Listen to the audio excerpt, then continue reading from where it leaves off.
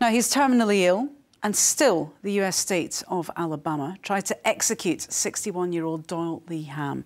They tried for 2.5 hours to find a vein before eventually returning him to death row, where he's been for 30 years.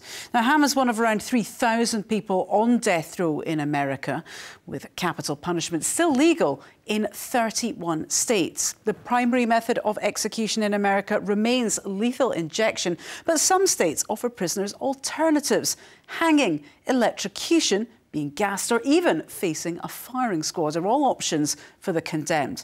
Few, of course, take authorities up on these choices, but problems with access to drugs have meant it's difficult to carry out lethal injection executions. In fact, just 22 prisoners were executed in 2017. So where next for capital punishment in the US?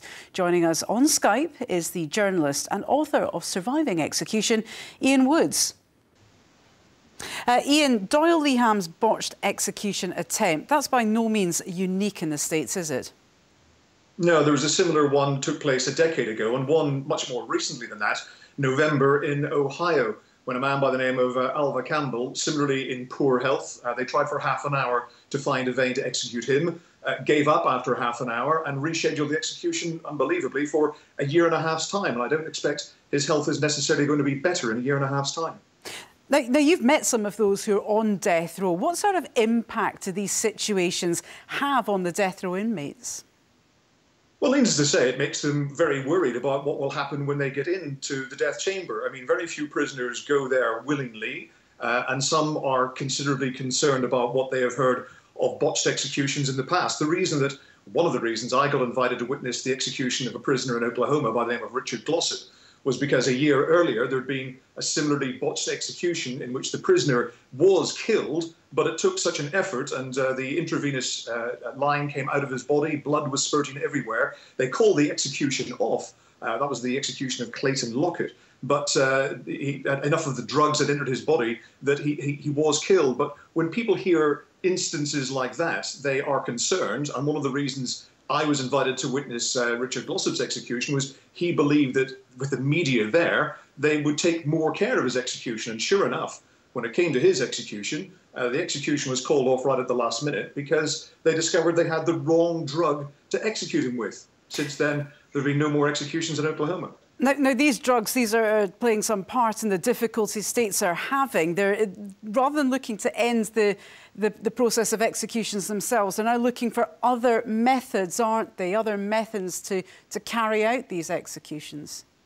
Yeah, I mean, nitrogen gas is one that's been talked about in Oklahoma, although it hasn't been introduced yet. There's the possibility of going back to the electric chair or even shooting. But lethal injection is what has been the method of choice, really, for most states over the last 30 years. But pharmaceutical companies, understandably, don't want their products to be used in executions, so they've withdrawn them from purchase. And it means that the prisons are having greater difficulty getting hold of the chemicals to actually carry out these executions.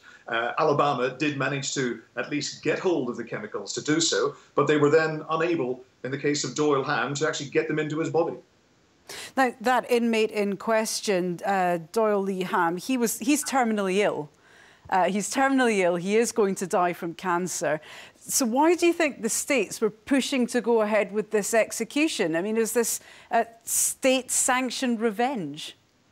Well, the Attorney General in Alabama said that Doyle Ham had had due process. He'd been through the legal system. It has taken 30 years to get from conviction to the point where they were ready to execute him. But because they have gone through that process, they wanted to carry on and execute him. And when the wheels of the machinery of death, as it's been dubbed by capital punishment opponents, start rolling, it's very, very difficult to stop them. Take the case last week of another execution, Bart Whitaker in Texas. I mean, he was 2 days before his execution date, was reprieved on the recommendation of a parole board, but it was still very much up to the governor whether or not he would agree and call off the execution. Now, he waited until less than an hour before the execution was due to happen before agreeing to call it off. Now, some people think that that's not just taking your time to make a key decision. That's a bit of sadistic pleasure being taken in keeping it to the last minute. And Ian, we will have to leave it there, but thank you very much for speaking to us. That's Ian Woods, journalist and author of Surviving Execution.